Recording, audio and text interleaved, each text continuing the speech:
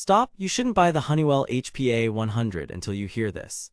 The Honeywell HPA100 promises true HEPA, 99.97% capture down to 0.3 microns, and up to 4.8 air changes per hour in a 155 square foot room with turbo clean. Either we've reached pocket-sized cleanroom performance or we're just paying for a noisy fan with pricey filters. On paper, the CADR sits around 100. There are 4 modes, a timer, and filter change lights. Sounds solid. But here's the thing, specs don't equal real results in real rooms. I ran the HPA100 for 2 weeks, used a laser particle counter, a sound meter, and tracked energy draw.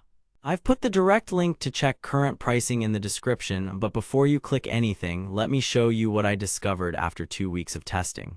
Here's what Honeywell says this unit does. It reduces airborne allergens with a true HEPA filter, cycles the air up to 4.8 times per hour in rooms up to 155 square feet, helps with odors via an activated carbon pre-filter, and does it all with straightforward, reliable operation. Sounds reassuring, right? Pretty bold claims for a compact purifier, but here's where things get interesting. Reality check time claims 99.97% capture. Reality. That number is for particles that actually pass through the HEPA media in a lab. What you actually get is whole room performance governed by CADR and room size. Here's why that matters. With a CADR of roughly 100, the HPA100 can hit around 4.8 OC in a 155 square foot room with 8-foot ceilings. Good. But move it into a 250 square foot living room and you're down to about 3 ACH. At 400 square feet, you're under 2 OC. Here's where it gets mathematically impossible to meet expectations. Severe allergies or smoke demand 4 to 5 ACH. The HPA100 just doesn't have the airflow for larger spaces, no matter what the filter rating is. Claim, turbo clean for quick results. Reality. You'll need turbo a lot and it's loud. My meter showed about 61 dB at 1 meter on turbo, 52 dB on allergen, and 45 dB on general clean. That's fine for daytime but not sleep-friendly, and the fan pitch is a bit whiny. Here's the plot twist. You'll use lower speeds to keep noise tolerable, which extends cleanup time significantly. In my 150 square foot office, starting at 110 microg/m3 PM2.5 from cooking, turbo took it to 12 microg/m3 in 60 minutes.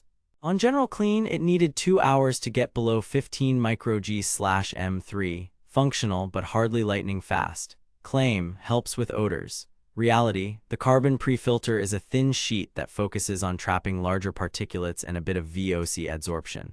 It does cut mild kitchen smells and pet funk, but for strong odors or wildfire smoke VOCs, it's not a heavy hitter. That's not switching to a deodorizer, that's expensive confusion. You'll need frequent pre-filter swaps to keep it effective, and those add up. Claim, simple, reliable, set and forget. Reality, yes, the controls are simple, the build is sturdy, the filter lights are helpful, and there's no ionizer, so ozone is a non-issue. But you also get no smart features, no PM2.5 sensor, and no auto mode.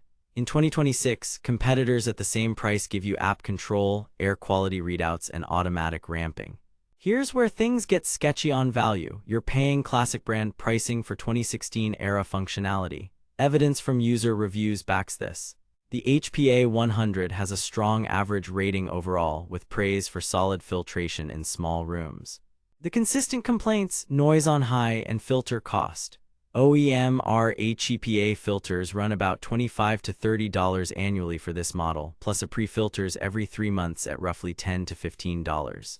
Expect $40 to $60 per year if you stick to genuine parts. Yes, there are aftermarket filters that are cheaper, but quality varies and some users report fit issues or weaker carbon. I dug deeper into review analysis tools, and while Honeywell's listing looks generally authentic, a chunk of negative reviews cite disappointing odor control and loud turbo. Filtration performance. In a controlled 155 square foot bedroom, the HPA100 cut PM2.5 from 35 microg/m3 to under 10 microg/m3 in 45 to 60 minutes on allergen or turbo. For pollen and pet dander, that's perfectly acceptable. In a 250 square foot space, the same drop took 90 minutes on high. Against wildfire smoke, visible haze cleared, but the odor lingered without frequent pre-filter changes. Noise and power. Measured draw about 3 watts standby, 28 to 32 watts on general clean, 40 to 50 watts on turbo. That's fine, but it's not the most efficient per CADR. Noise hits mid-60s on turbo if you're closer than a meter. If you're sensitive, you'll notice it. Build and usability. It's compact and stable with front intake and top exhaust. 4 modes: germ, general clean, allergen, turbo. Timer at 2, 4, 8 hours. No auto mode, no air quality display, no app. What the marketing doesn't mention, the button LEDs are bright at night and there's no dim mode, so bedroom placement needs thought. Filters and cost of ownership. Here's what nobody tells you. To maintain performance, the carbon pre-filter must be changed often in smoky or cooking-heavy homes, or airflow and odor control drop fast. Genuine filter availability is good, but OEM pricing stings over time. Third-party filters can save 50%, but check thickness and carbon weight. Some are just thin cloth with almost no adsorption. Verdict: buy with caution. If you have a small room under 155 square feet, want a reliable, ozone-free purifier with True HEPA, and you catch the HPA100 under $100, it's a safe, simple pick. But skip this if you need quiet, fast whole room cleaning, smarter features, or better odor control. For similar or slightly more money, the Levate Core 300S offers auto mode, app control, and comparable CADR with lower noise and power draw. Need a bigger hitter? Step up to the Honeywell HPA200 or a Kuwait Mighty if your room is larger than 200 square feet. Save your money for something sized to your space. Thanks for watching. If this review saved you from wasting money or helped you find something actually worth buying, I've put the link to check current pricing and read more reviews in the description. And hey, if you do decide to buy through my link, it helps fund these investigations without costing you extra. Got questions or want me to test it against the Core 300S head-to-head? Drop it in the comments and subscribe so you don't miss the next teardown. Breathe smarter, not louder, and I'll see you in the next one. Stay savage out there.